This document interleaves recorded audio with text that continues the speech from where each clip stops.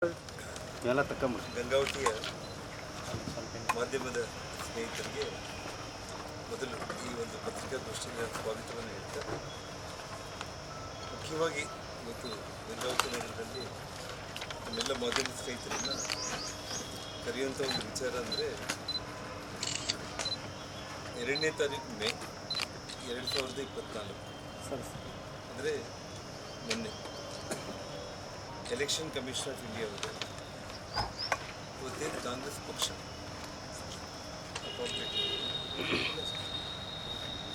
ಇವತ್ತು ಕಾಂಗ್ರೆಸ್ ಪಕ್ಷ ಈ ರೀತಿ ಏನು ಗ್ಯಾರಂಟಿಗಳನ್ನ ಘೋಷಣೆ ಮಾಡ್ತಾರೆ. ಯುವ ನ್ಯಾಯ, ಮಹಿಳಾ ನ್ಯಾಯ, ರೈತ ನ್ಯಾಯ, ಶ್ರಮಿಕ ನ್ಯಾಯ, ಪಾಲುದಾರಿಕೆ ನ್ಯಾಯ ಅಂತೇಳಿ ಈ ರೀತಿ ಅವರೆಲ್ಲ ಕೂಡ ಇಲ್ಲಿ ಗ್ಯಾರಂಟಿಗಳನ್ನ ಘೋಷಣೆ ಮಾಡಿರೋಂಥದ್ದು.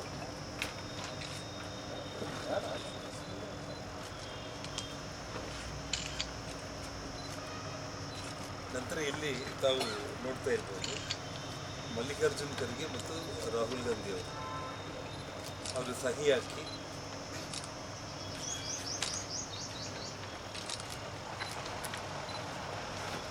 ಇವಾಗ ಈ ಕಾರ್ಡ್ಗಳನ್ನು ಮನೆ ಮನೆಗೆ ಹಂಚೋದ್ರ ಮೂಲಕ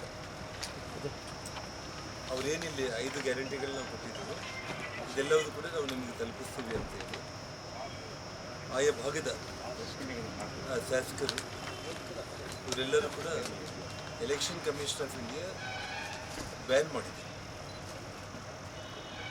ನಿನ್ನೆ ಇಲ್ಲ ಮೊನ್ನೆ 2ನೇ ತಾರೀಕು ಮೇ ಎಲೆಕ್ಷನ್ ಕಮಿಷನ್ ಆಫ್ ಇಂಡಿಯಾದವರು ಬ್ಯಾನ್ ಮಾಡಿದ್ದಾರೆ. ಇಂಥ ಒಂದು ಭರವಸೆಗಳಾಗಿರ್ಬೋದು, ಇಂಥ ಗ್ಯಾರಂಟಿಗಳಾಗಿರ್ಬೋದು, ಜನರನ್ನು ಮರಳು ಮಾಡಿ ಮೋಸ ಮಾಡಿ ಅವರನ್ನು ಒಂದು ಮತ ತಗೊಳ್ಳುವಂಥ ಒಂದು ಪ್ರಯತ್ನ ಮಾಡಿದ್ದಲ್ಲಿ ಎಲೆಕ್ಷನ್ ಕಮಿಷನ್ ಆಫ್ ಇಂಡಿಯಾ ದೃಷ್ಟಿಗೆ ಅವ್ರು ಹಂಚುವಂಥ ಪಾಂಪ್ಲೆಟ್ಗಳಾಗಿರ್ಬೋದು, ಇದೆಲ್ಲವುದನ್ನು ಕೂಡ ನಮ್ಮ ದೃಷ್ಟಿಗೆ ತಗೊಂಡು ಬಂದು ಕಂಪ್ಲೇಂಟನ್ನು ಲಾಂಚ್ ಮಾಡಿದರೆ ಇವತ್ತು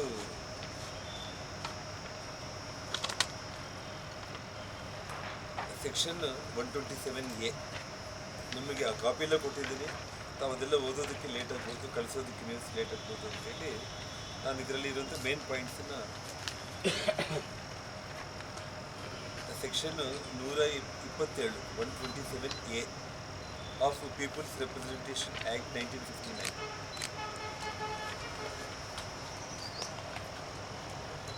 ಮತ್ತು 123 ಇನ್ನೊಂದು ಸೆಕ್ಷನ್ 123 ಬ್ರ್ಯಾಕೆಟಲ್ಲಿ 1 ಅದು people's representation act 1959 and IPC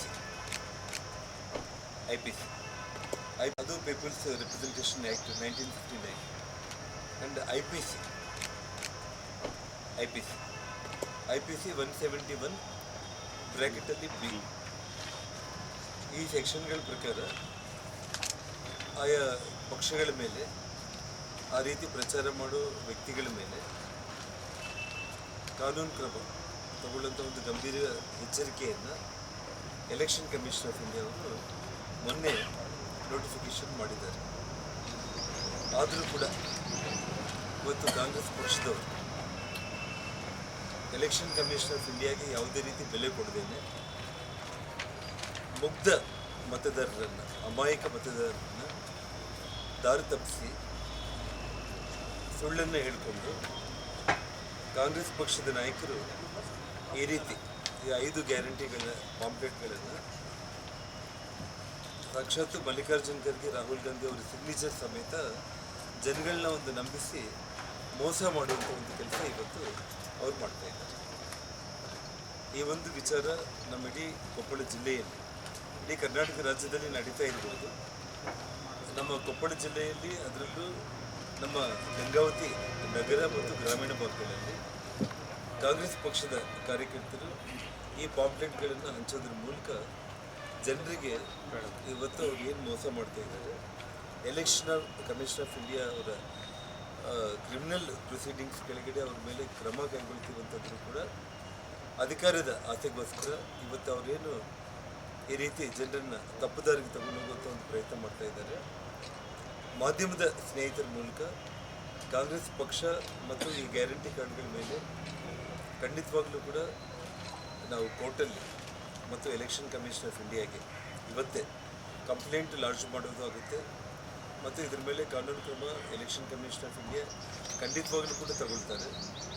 ಯಾಕಂದರೆ ಇವತ್ತು ಇಡೀ ನಮ್ಮ ವಿಶ್ವದಲ್ಲೇ ಅತಿ ದೊಡ್ಡ ಒಂದು ಪ್ರಜಾಪ್ರಭುತ್ವ ನಮ್ಮ ಭಾರತ. ಇಂಥ ಒಂದು ದೇಶದಲ್ಲಿ ಎಲೆಕ್ಷನ್ ಕಮಿಷನ್ ಆಫ್ ಇಂಡಿಯಾಗೂ ಕೂಡ ಇವತ್ತು ಅವರ ಒಂದು ಆದೇಶಕ್ಕೆ ಬೆಲೆ ಕೊಡದೇನೆ ಇವತ್ತೇನು ಕಾಂಗ್ರೆಸ್ಸಿಗೆ ಮುಗ್ಧ ಮತದಾರನ ದಾರಿ ತಪ್ಪಿಸಿ ಸುಳ್ಳು ಭರವಸೆಗಳನ್ನ ಕೊಟ್ಟು ಇವತ್ತು ಇದನ್ನು ಬ್ಯಾನ್ ಮಾಡಿದರೂ ಕೂಡ ಈ 5 ಗ್ಯಾರಂಟಿಗಳನ್ನು ಈ ರೀತಿ ಮಾಡಬಾರ್ದು ಅಂತೇಳಿ ಬ್ಯಾನ್ ಮಾಡಿದರೂ ಕೂಡ ಅದನ್ನು ಹೊರತಾಗಿ ಮೀರಿ ಇವತ್ತೇನು ಎಲ್ಲ ಮತದಾರರನ್ನು ಅವರು ದಾರಿ ತಪ್ಪಿಸ್ತಾ ಇದ್ದಾರೆ. ಅವ್ರು ಖಂಡಿತವಾಗ್ಲೂ ಕೂಡ ಒಂದು ಶಿಕ್ಷೆಗೆ ಒಳಪಡ್ತಾರೆ. ಮತದಾರ ಬಾಂಧವರಲ್ಲಿ ನಂದು ಒಂದೇ ಒಂದು ಮನವಿ, ಇವತ್ತು ಯಾರು ಕೂಡ ಅವ್ರನ್ನ ನಂಬಿ, ಯಾಕಂದರೆ ಇದನ್ನು ಈಗಾಗಲೇ election commission of India ban ಮಾಡಿದ್ದಾರೆ. ಇದನ್ನು ಯಾರು ನಂಬಿ ಮತ ಚಲಾಯಿಸೋದಕ್ಕೆ ಕಾಂಗ್ರೆಸ್ ಪಕ್ಷಕ್ಕೆ ಹೋಗಬೇಡಿ.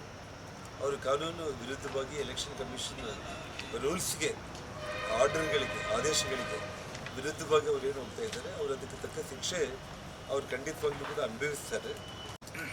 ಈಗ 80% ಕಾರ್ಡ್ಗಳನ್ನು ವಿತರಣೆ ಮಾಡಿದ್ದಾರೆ. ಅದಕ್ಕೆ ತಮ್ಮ ಮಾಧ್ಯಮದವರು 8 ಮಿನಿಟ್ಸಲ್ಲಿ ರೀಚ್ ಆಗಿಬಿಡ್ತಾರೆ. ಅದು ಆಗಕ್ಕಿಂತ ಮೊದಲೇ ಬಿಫೋರ್ ಆಗಿದ್ರೆ ನಮ್ಮ ದೃಷ್ಟಿಗೆ ನನಗೆ ಇವತ್ತು ಗಂಗಾವತಿಯಲ್ಲಿ ನಾನು ಕೊಪ್ಪಳ ಮುಗಿಸ್ಕೊಂಡ್ಬಿಟ್ಟು ನಾವು ಗಂಗಾವತಿ ಆನೆಗುಂದಿ ಭಾಗದಲ್ಲಿ ಗ್ರಾಮೀಣ ಭಾಗದಲ್ಲಿ ಬಂದಾಗ ನಮ್ಮ ಕಾರ್ಯಕರ್ತರೆಲ್ಲರೂ ಕೂಡ ಇದನ್ನು ತಗೊಂಡು ಬಂದರು. ಸರ್ ಅದ್ರ ಬಗ್ಗೆ ಬಿಜೆಪಿಯವರು ಚುನಾವಣಾ ಆಯೋಗ ಮತ್ತು ನ್ಯಾಯಾಲಯಕ್ಕೆ ಹೋಗಿದ್ದರು. ನ್ಯಾಯಾಲಯದವರೇ ಚುನಾವಣಾ ಗೈಡೆನ್ಸ್ ಮಾಡಿ ನಂತರ ಚುನಾವಣಾ ಆಯೋಗ ಈ ಆದೇಶ ಮಾಡಿದ್ರು. ಹೌದು, ದಿಸ್ ಈಸ್ ಬ್ರೈಬ್, ಲಂಚ ಆಮಿಷ ಆಗುತ್ತೆ ಅಂತ ಒಂದು ಕೇಸ್ ಕೊಟ್ಟು ಹಿಯರಿಂಗ್ ಆಗಿ 2ನೇ ತಾರೀಕು ಆರ್ಡರ್ ಮಾಡಿದ್ದಾರೆ.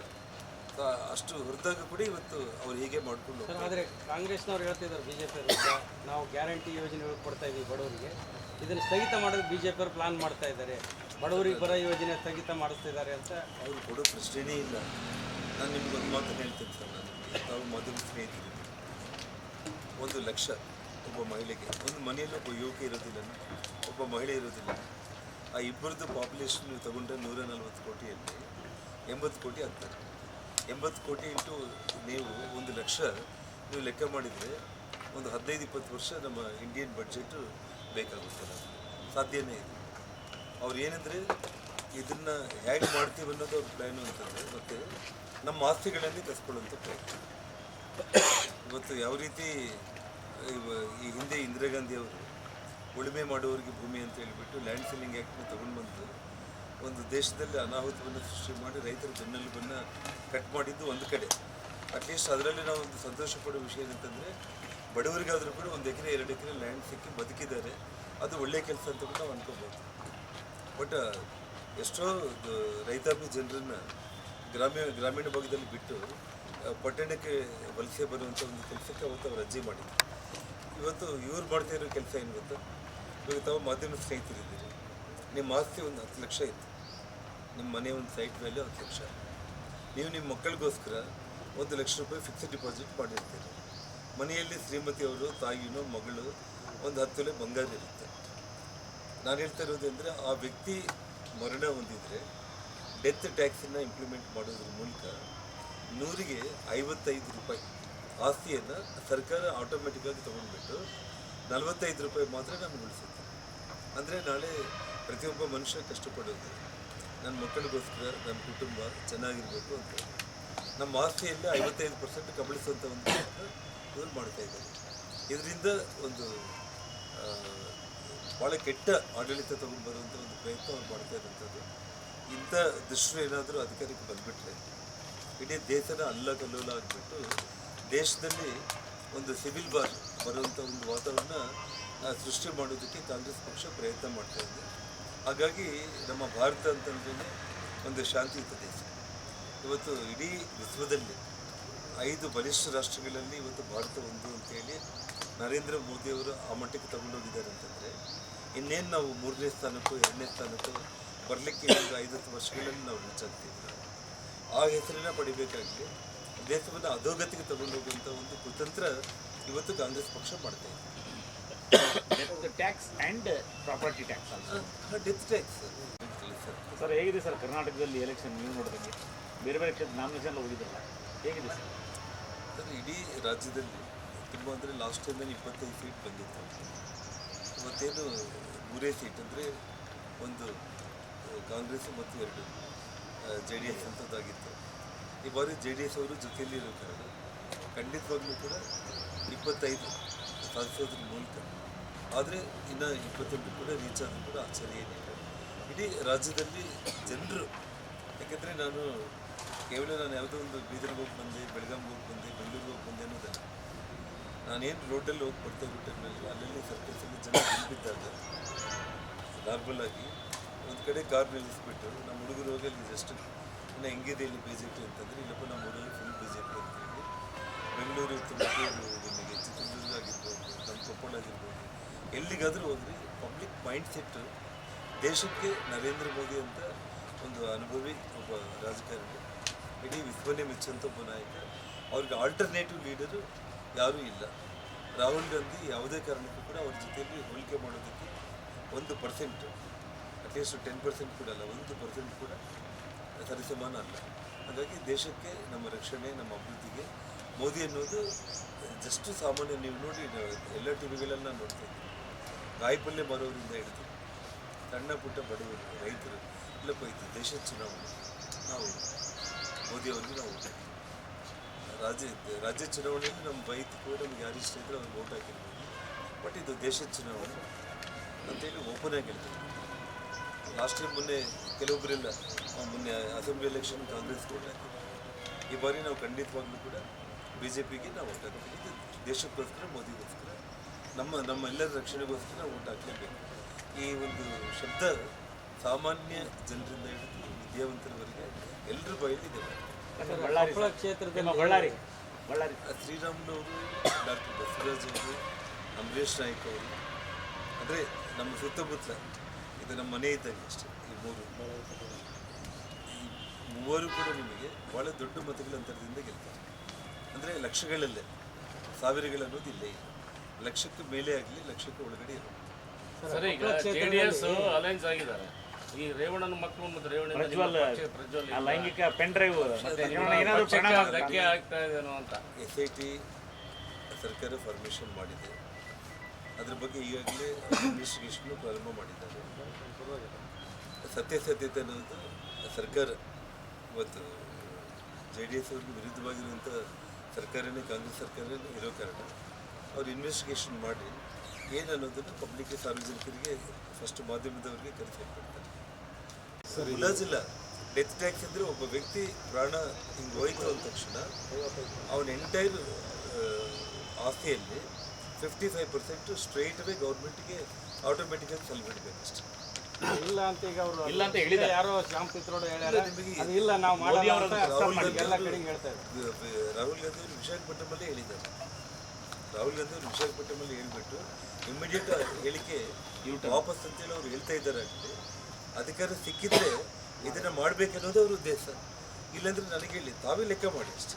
ಒಂದು ಪೇಪರ್ ಕಿತ್ತವರು ತಾವೇ ಲೆಕ್ಕ ಮಾಡಿ. ಇವತ್ತು 140 ಕೋಟಿಯಲ್ಲಿ ಮಹಿಳೆಯರು ಅರ್ಧಕ್ಕರ್ಧ ಇದ್ದಾರೆ ಅಂತ ನಮ್ಮ ಲೆಕ್ಕ. ಅಟ್ಲೀಸ್ಟ್ ಅಂದರೆ 70 ಕೋಟಿ. ಯುವಕರು ಒಂದು 20-25 ಕೋಟಿ ಇದ್ದರೂ ಕೂಡ ನಿಮಗೆ 80-90. ಈ ಹಿಂದೆ ಇತ್ತು ರಾಜೀವ್ ಗಾಂಧಿ ಅವರು PM ಆಗಿದ್ದರು, ವಿತ್ತ ಸಚಿವ VP ಸಿಂಗ್ ಆಗಿದ್ದರು. ಅದನ್ನು ವಿಡ್ರಾ ಮಾಡಿ ಪಾರ್ಲಿಮೆಂಟ್ನಲ್ಲಿ ಕಾನೂನು ಆಗಿದೆ. ಅದನ್ನು ಮತ್ತೆ ಯಾಕೆ ನಾವು ತರೋಣ ಅಂತ ನಿಮಗೆ ಗೊತ್ತಿದೆ. ಇವರು ಕಾಂಗ್ರೆಸ್ ಅವರು, ಅವರ ಅಜ್ಜಿ ಇಂದಿರಾ ಗಾಂಧಿಯಿಂದ ಹಿಡಿದು, ರಾಜೀವ್ ಗಾಂಧಿಯಿಂದ ಹಿಡಿದು, ಇವರು ಏನು ಅಂಬೇಡ್ಕರ್ ಅವರು ಸಂವಿಧಾನ ನಾವು ಬದಲಾಯಿಸೋದಿಲ್ಲ, BJP ಅವರು ಬದಲಾಯಿಸ್ತಾರೆ ಅಂತ ಹೇಳ್ತಾ ಇರಲಿಲ್ಲ.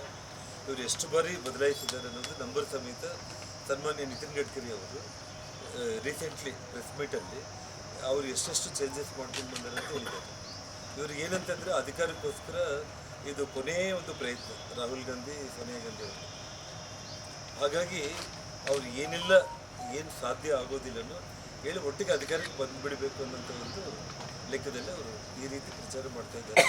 ಇದು ನಮ್ಮ ದೇಶಕ್ಕೆ ದೊಡ್ಡ ಆಘಾತಕಾರಿ ವಿಚಾರ. ಇದು ಇಂಥ ಯೋಚನೆಗಳು ಈ ದೇಶವನ್ನು ಆಳ್ಬೇಕನ್ನುವಂಥ ಒಂದು ಪ್ರಯತ್ನ ಮಾಡೋ ಯಾವುದೇ ರಾಜಕೀಯ ಪಕ್ಷ ಇಂಥ ಒಂದು ಆಘಾತಕಾರಿ ಯೋಚನೆಗಳೇ ಅವ್ರು ಮಾಡಬಾರ್ದು ಮತ್ತು ಜನರನ್ನೇ ಈ ರೀತಿ ಅವರು ದಿಕ್ಕು ತಪ್ಪಿಸಬಾರ್ದು. ಸರಿ, ರಾಹುಲ್ ಗಾಂಧಿ ಅವರು ವಯನಾಡು ಬಿಟ್ಟು ಮತ್ತೆ ಈಗ ರಾಯಬೇರಲ್ಲಿ ನೀವು ಅಮೇಥಿನೂ ಇಲ್ಲ, ಆ ಕಡೆ ವಯನಾಡು ನಾನು ಹೇಳ್ತಿದ್ದೀನಲ್ಲ, ಅವ್ರಿಗೆ ವಯನಾಡು ಅಮೇಥಿ ಬಿಟ್ಬಿಟ್ರಿ. ಅವ್ರು ಸೋತ್ರೆ ಏನು ರಾಜ್ಯಸಭೆ ಮೆಂಬರ್ ನಮ್ಮ ಕರ್ನಾಟಕದಿಂದನೂ ಯಾವುದೋ ಒಂದು ತೆಲಂಗಾಣದಿಂದನೂ 2 ರಾಜ್ಯಗಳಲ್ಲಿ ಅವ್ರಿಗೆ ಅಧಿಕಾರ ಇದು ಮಾಡ್ತಾರೆ. ಬಟ್ ಅವ್ರಿಗೆ ಅಧಿಕಾರನೇ ಬರೋದಿಲ್ಲಲ್ಲ. ಇವತ್ತು ಎಲ್ಲರೂ ಮಾಧ್ಯಮಗಳಲ್ಲಿ ಕೂಡ ಸರ್ವೆಗಳಲ್ಲಿ 32 ಪಾರ್ಲಿಮೆಂಟ್ ಮಾತ್ರ ಅವ್ರು ಗೆಲ್ತಾರೆ ಅಂತ ಬರ್ತಾ ಇದ್ರು. ಸೋಲಿನ ಮೇಲೆ ರಾಹುಲ್ ಗಾಂಧಿ ಕಾಡುತ್ತದೆ. ಹೌದು, ಸೋಲಿನ ಭಯ ಇದ್ದಿದ್ದ ಕಾರಣನೇ ಇವಾಗ ಅವ್ರು ಕಂಟೆಸ್ಟ್ ಮಾಡ್ತಾರೆ. ಸರ್ ಈಗ ಸಮಯ ಆಗಿಬಿಟ್ಟಿದೆ ಸರ್. ಈಗ ರಾಜ್ಯ ಘಟಕದಿಂದ ಇದು ಯಾಕೆ ಜಾಹೀರಾತು ರೂಪದಲ್ಲಿ ಪತ್ರಿಕೆಗಳು ಪ್ರಕಟಿಸ್ತಾರೆ? ಪೂರ್ವಕವಾಗಿ ಅಂದರೆ ಜಸ್ಟ್ ನೋಡಿ, ಇವಾಗ ಇದು ಈಗ ಜನರಿಗೆ ಎಲ್ಲ ಸಿದ್ದರಾಮಯ್ಯ ಅವರಿಗೆ, ಡಿ ಕೆ ಶಿವಕುಮಾರ್ ಅವರಿಗೆ ಪತ್ರಿಕೆಗಳಲ್ಲಿ ಕೊಟ್ಟಿರುವಂಥ ಚಂಬುಲ ತೋರಿಸಿ ಅಡ್ವರ್ಟೈಸ್ಮೆಂಟ್ ಮಾಡಿ ಅವರ ಗ್ಯಾರಂಟಿಗಳನ್ನು ಅವರು ಏನು ಅನೌನ್ಸ್ ಮಾಡಿದಾರಲ್ಲ ಅದ್ರ ಮೇಲೆ ಮತ್ತು ಪಬ್ಲಿಕ್ ಕೋರ್ಟಲ್ಲಿ ಅವ್ರು ಕೇಸ್ ಆಗಿಲ್ಲ ಅವ್ರ ಮೇಲೆ. ಸರ್ ಈಗ ಗ್ಯಾರಂಟಿ ಕಾರ್ಡ್ ಕೊಡ್ತಾ ಇದ್ದಾರೆ, ಅದನ್ನು ನೀವು ನಮ್ಮ ವಿಡಿಯೋ ಮಾಡ್ಕೊಂಡು ಫೋಟೋ ಮಾಡಿ ಅದನ್ನು ಸಾಕ್ಷಿಯಾಗಿ ಕೊಡ್ಬೋದು. ಕೊಡ್ತಾ ಇದ್ದಾರೆ ಅವರು. ಇವತ್ತು ಇಲ್ಲಿ ನನ್ನ ದೃಷ್ಟಿಗೆ ಬಂದಿದ್ದು ಕೊಡ್ತಾ ಇದ್ದೀವಿ. ಪಕ್ಷ ದೃಷ್ಟಿಗೆ ಬಂದಿರೋ ಕಾರಣನೇ ಎಲೆಕ್ಷನ್ ಕಮಿಷನ್ ಕಂಪ್ಲೇಂಟ್ ಕೊಟ್ಟು ಆರ್ಡರ್ ಮಾಡಿಸಿದ್ದಾರೆ. ಅದ್ರ ಹೊರತಾಗಿ ಕೂಡ ಅವರು ಇದೇ ತಪ್ಪು ಮುಂದೆ ವಹಿಸ್ತಾ ಇದ್ದಾರೆ. ಇವತ್ತು ನನ್ನ ದೃಷ್ಟಿಗೆ ಬಂತು. ನನ್ನ ಧರ್ಮ ನಾನು ಗಂಗಾವತಿ ಮಾಧ್ಯಮ ಸ್ನೇಹಿತರು. ಸೊ ಇದು ಮೋಸ್ಟ್ಲಿ ನಮ್ಮ ರಾಜ್ಯ ಮಟ್ಟದ ರಾಷ್ಟ್ರ ಮಟ್ಟದ ನಾಯಕರು ಕೂಡ ಇದನ್ನು ಇವತ್ತು ನಾಳೆ ಹಾಗಾಗಿ ಮತದಾರರು ಈ ದೇಶದ ಒಂದು ಹಿತದೃಷ್ಟಿಯಿಂದ ನರೇಂದ್ರ ಮೋದಿಜಿಯವರು ಈ ದೇಶದ 3ನೇ ಬಾರಿ ಪ್ರಧಾನಮಂತ್ರಿ ಆಗ್ತಾ ಇದ್ದಾರೆ ಅನ್ನೋಂಥ ಒಂದು ಇದಕ್ಕೆ ಭಯಭೀತರಾಗಿ ಈ ರೀತಿ ಜೈಲಿಗೆ ಹೋದರೂ ಕೂಡ ಪರವಾಗಿಲ್ಲ, ನಾವು ಯಾವುದೋ ಒಂದು ರೀತಿಯಲ್ಲಿ ಮತದಾರನ ನಾವು ಅವ್ರನ್ನ ಸೆಳ್ಕೋಬೇಕು ಅಂತೇಳಿ ಅವರೇನು ಕುತಂತ್ರ ಮಾಡ್ತಾ ಇದ್ದಾರೆ ಅದ್ರ ಬಗ್ಗೆ ನಾನು ನಿಮ್ಮ ಗಮನ ಹರಿಸೋದಕ್ಕೆ ಇವತ್ತು ನಾನು ಕರೆದು ಈ ಕಾಪೀಸನ್ನು ನಿಮಗೆ ಕೊಟ್ಟಿರುವಂಥದ್ದು. ಸರ್ 80% ಪ್ರಚಾರ ಮುಗಿದೋಗಿದೆ ಆಲ್ರೆಡಿ. ಈಗ ಕೊಟ್ಟರೆ ಏನಾಗುತ್ತೆ ಅಂತ ಅದ್ರ ಎಫೆಕ್ಟ್ ಏನಾಗುತ್ತೆ? ನಾನು ತಮ್ಮ ಮೂಲಕ ನಾನು ಹೇಳ್ತಾ ಇದ್ದೇನೆ, ತಾವು ಮತದಾರರಲ್ಲಿ ಎಚ್ಚರಿಕೆಯನ್ನು ಅವರ ಮೋಸದ ಅಂದರೆ ಆ ಗ್ಯಾರಂಟಿಗಳು ಸಲ್ಲೋಲ್ಲ, ಅದು ಯಾವುದೇ ಕಾರಣಕ್ಕೂ ನಿಮಗೆ ಮುಟ್ಟಲ್ಲ. ಇದನ್ನು election commission of India ban ಮಾಡಿದ್ದೆ. ಸರ್ BJP ಕೇಂದ್ರದವರು ಮೊದಲೇ ಅಂತ ಚುನಾವಣೆಯಲ್ಲೇ ಮಾಡ್ಬೋದಾಗಿತ್ತಲ್ಲ ಅಂತ. ಅಂದರೆ ಇವತ್ತು ಒಂದು ವಿಷಯ ಏನಾಗಿದೆ ಅಂತಂದರೆ ಇವರು ಗ್ಯಾರಂಟಿ ಕಾರ್ಡ್ಗಳ ಬಗ್ಗೆ ಅವ್ರು ಏನು ಘೋಷಣೆ ಮಾಡಿದ್ದಾರೆ ಮ್ಯಾನಿಫೆಸ್ಟೋದಲ್ಲಿ ಅವ್ರೇನು ಘೋಷಣೆ ಮಾಡಿದ್ದಾರೆ ಆ ಸಂದರ್ಭದಲ್ಲಿ ಭಾರತೀಯ ಜನತಾ ಪಕ್ಷದ ನಾಯಕರೇ ಕಂಪ್ಲೇಂಟ್ ಕೊಟ್ಟಿರುವಂಥದ್ದು. ಸೊ ಅದ್ರ ಮೇಲೇ ಇವತ್ತು ಎಲೆಕ್ಷನ್ ಕಮಿಷನ್ ಆಫ್ ಇಂಡಿಯಾ 2ನೇ ತಾರೀಕು ಮೇ ಈ ಆರ್ಡ್ರ್ ಮಾಡಿದ್ದಾರೆ. ಆದರೂ ಕೂಡ ಇವತ್ತು ಬೆಳಗ್ಗೆಯಿಂದ ಅಂದರೆ ನಿನ್ನೆಯಿಂದಲೇ ಇವತ್ತು ಮೊನ್ನೆ ಆರ್ಡ್ರ್ ಆಗಿದೆ, ನಿನ್ನೆ ಬೆಳಗ್ಗೆಯಿಂದಲೇ ಎಲ್ಲ ಕಡೆ ಹಂಚೋದನ್ನು ಶುರು ಮಾಡಿ. ಈಗ ದೂರು ಕೊಡ್ತು ಅಂತ ಹೇಳಿದ್ರಿ ನೀವು ಕೋರ್ಟು ಮತ್ತು ಚುನಾವಣಾ ಆಯೋಗಕ್ಕೆ. ಕರ್ನಾಟಕದಲ್ಲಿ ಕೊಡ್ತಿರೋ, ಲೋಕಲ್ ಆಗಿ ಕೊಡ್ತಿರೋ, ಎಲ್ಲಿ ಕೊಡ್ತೀರಿ ಸರ್? ಯಾವ ಕೋರ್ಟ್ನಲ್ಲಿ ಲಾಂಚ್ ಮಾಡ್ತೀರಿ? ಎಲೆಕ್ಷನ್ ಕಮಿಷನ್ ಆಫ್ ಇಂಡಿಯಾಗೆ ನಾವು ಇದನ್ನು ಕೊಟ್ಟರೆ ಎಲೆಕ್ಷನ್ ಕಮಿಷನ್ ಆಫ್ ಇಂಡಿಯಾ ಅವ್ರ ಮೇಲೆ ನೀವು ಕೋರ್ಟ್ನಲ್ಲಿ ಕೇಸ್ ಮಾಡ್ತೀವಿ ಅಂತ ಆಲ್ರೆಡಿ ಅವರು IPC ಸೆಕ್ಷನ್ ಏನು ಹಾಕಿದಾರಲ್ಲ ಅದ್ರ ಪ್ರಕಾರ ಅವರು ಕೇಸ್ ಫೈಲ್ ಮಾಡಿ ಅವ್ರ ಮೇಲೆ ಆ್ಯಕ್ಷನ್ ತಗೊಂಡು. ಅಂದ್ರೆ ಒಂದು ಚುನಾವಣಾಧಿಕಾರಿ ಇನ್ನೊಂದು ವಿಚಾರ ನಾನು ತಮಗೆ ಹೇಳ್ತೀನಿ. ನಾನು ಇವತ್ತು ಈ ಕರ್ನಾಟಕ ರಾಜ್ಯ ಘನ ಸರ್ಕಾರದ ಮುಖ್ಯಮಂತ್ರಿ ಸಿದ್ದರಾಮಯ್ಯ ಅವರ ಮೇಲೆ, ಈ ಕರ್ನಾಟಕ ರಾಜ್ಯದ ಘನ ಸರ್ಕಾರದ ಉಪಮುಖ್ಯಮಂತ್ರಿಗಳಾದ ಡಿ ಕೆ ಶಿವಕುಮಾರ್ ಅವ್ರ ಮೇಲೆ ಕೋರ್ಟ್ ಹಾಲ್ ನಂಬರ್ 82 ಪ್ರಜಾಪ್ರತಿನಿಧಿಗಳ ಕೋರ್ಟ್ CBI ಕೋರ್ಟ್ ಏನಿದೆ ಅಲ್ಲಿ ಈಗಾಗಲೇ ಕೇಸನ್ನು ಫೈಲ್ ಮಾಡಿದ್ದಾರೆ. ಕೋರ್ಟು ಕೇಸನ್ನು ಪರಿಗಣನೆಗೆ ತಗೊಂಡ್ಬಿಟ್ಟು ರಿಗಾರ್ಡಿಂಗ್ ದಿಸ್ ಹೌದು ಇದಕ್ಕೆ ಸಂಬಂಧಪಟ್ಟು 1ನೇ ತಾರೀಕು ಜೂನ್ಗೆ ಇವತ್ತು MP MLAಗಳ ಕೋರ್ಟ್ ಏನಿದೆ ಸ್ಪೆಷಲ್ ಕೋರ್ಟು ಸಮನ್ಸನ್ನು ಕೂಡ ಮುಖ್ಯಮಂತ್ರಿಗಳಿಗೆ ಉಪಮುಖ್ಯಮಂತ್ರಿಗಳಿಗೆ ಸಮನ್ಸ್ ಕೂಡ ಇಶ್ಯೂ ಮಾಡಿದ್ದಾರೆ. ಜನಪ್ರತಿನಿಧಿಗಳ ನ್ಯಾಯಾಲಯ.